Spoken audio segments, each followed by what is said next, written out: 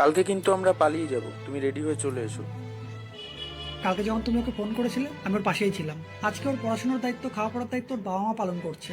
কালকে সেই সমস্ত দায়িত্ব তোমার উপরে আসবে। তুমি যদি সেই দায়িত্ব পালন করতে না পারো তাহলে আলাদা হয়ে যাবে।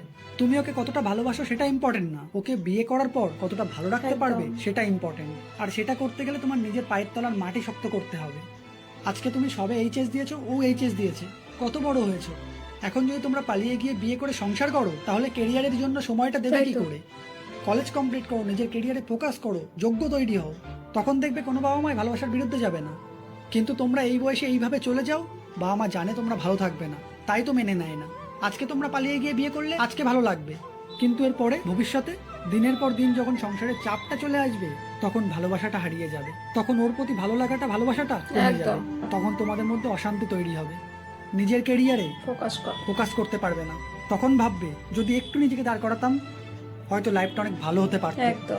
তো সেটাই করার চেষ্টা করো, কারণ ভালোবাসা যদি পিওর থাকে তার জন্য তুমি অপেক্ষা করলে কোনোদিন তোমাদের সম্পর্কের মধ্যে দূরত্ব তৈরি হবে না। দাদা, আমার ভুল হয়ে গেছে, আপনি যা বললেন তাই করব, নিজের পায়ে আগে দাঁড়াবো। অল্প বয়সে আবেগে ভালোবেসে বিয়ে করতে নেই, কারণ ছেলেটা ছেলের বাড়িতে থাকছে, মেয়েটা মেয়ের বাড়িতে থেকে প্রেম করছে, তখন সংসারের চাপ আর দায়িত্বটা বুঝতে পারে না। নিজেকে নিজের পায়ে দাঁড় করিয়ে তবেই ভালোবাসার মানুষকে বিয়ে করতে হয়, তাতে ভালো থাকাটা বেশি যায়। একদম। এই ভিডিওটা দেখে যদি আজকালকার ছেলেমেয়েরা একটু শিক্ষা নেয় তো খুব ভালো হয়, কারণ তারা ভবিষ্যৎ তৈরি না করেই বিয়ে করে নিতে চায়। বিয়ে করে নিলে কিন্তু আর কেরিয়ার গড়া যায় না, পড়াশোনাটা তখন আর কন্টিনিউ করতে পারে না। তখন তো তাহলে কেরিয়ার গড়বে কি করে বলো? যখন বাবা মার কাছে থাকে তখন সেটা বাবা মার দায়িত্ব থাকে, তাকে পড়াশোনা করানো, চিকিৎসা করানো বা যা কিছু প্রয়োজন সবটাই বাবা মা করে। কিন্তু যখন নিজেরা বিয়ে করে নেয় তখন কিন্তু বাবা মারা আর কোনো দায়িত্ব নেয় না। আর বাবা মারা এই কারণেই মেনে নেয় না যে তোমরা নিজের পায়ে দাঁড়াও তারপরে বিয়ে থা। সব বাবা মা খারাপ হয় না, তাই বলবো তোমরা যারা এরকম ডিসিশন নিচ্ছ তারা কিন্তু এরকম ভুল ডিসিশন নিও না। আগে নিজেরা নিজের পায়ের তলার মাটিটা শক্ত করো।